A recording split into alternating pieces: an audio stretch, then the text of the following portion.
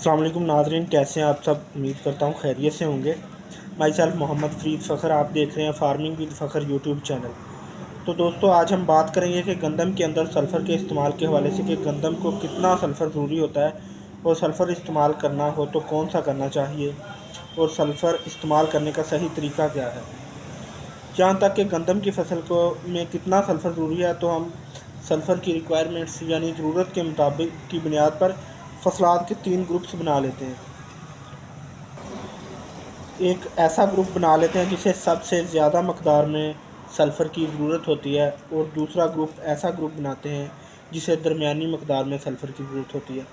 तीसरा ग्रुप ऐसा ग्रुप है जिसे कम मकदार में सल्फ़र की ज़रूरत होती है, और गंदम इसी तीसरे ग्रुप में आ जाती है।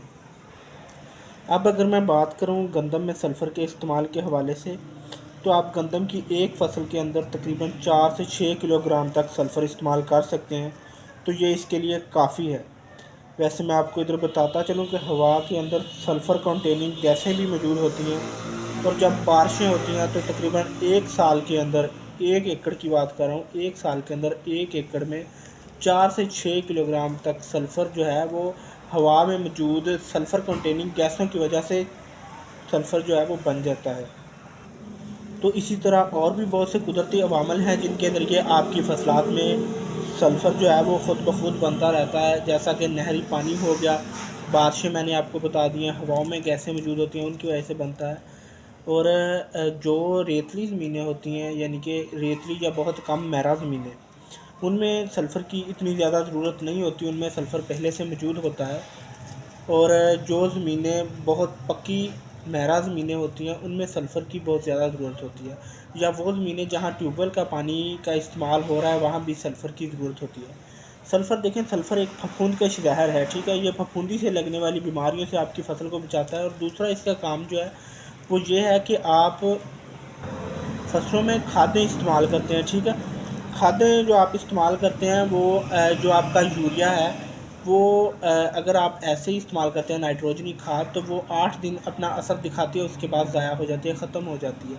लेकिन अगर आप सल्फ़र का इस्तेमाल करते हैं ज़मीन में, तो आपकी वही नाइट्रोजनी खाद 15 दिन तक चलती है, उसका असर 15 दिन तक रहता है, ठीक है। एक तो इसका ये फ़ायदा है। दूसरा इसका फ़ायदा, जो ज़मीन के अंदर आपकी पहली खादें पड़ी हुई हैं, ये ज़मीन को नरम करके आपकी उन खादों को एक्टिव करता है जो आपकी फ़सल को लगती हैं।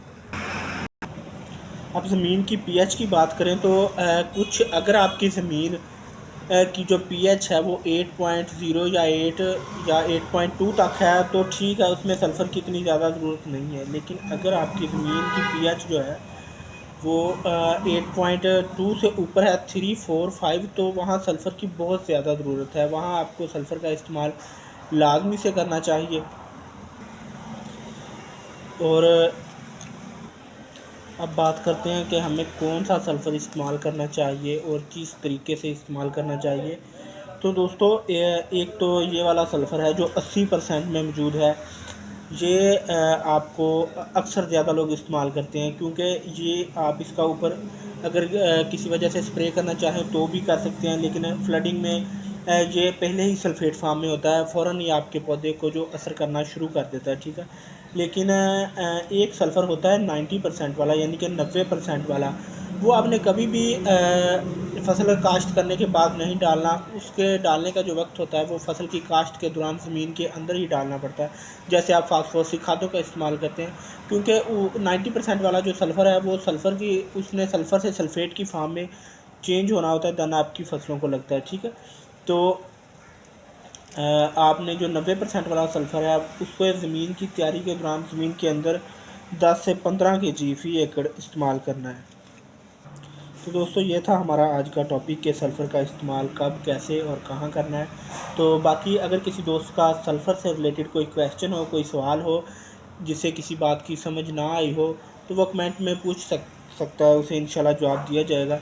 बाकी जो मेरे भाई यूट्यूब चैनल पर नए हैं वो चैनल को लाजमी से सब्सक्राइब कर दें एंड लाइक कर दें, ताकि आने वाली जो भी वीडियो बनाए वो फ़ौरन आपके पास पहुंच जाए।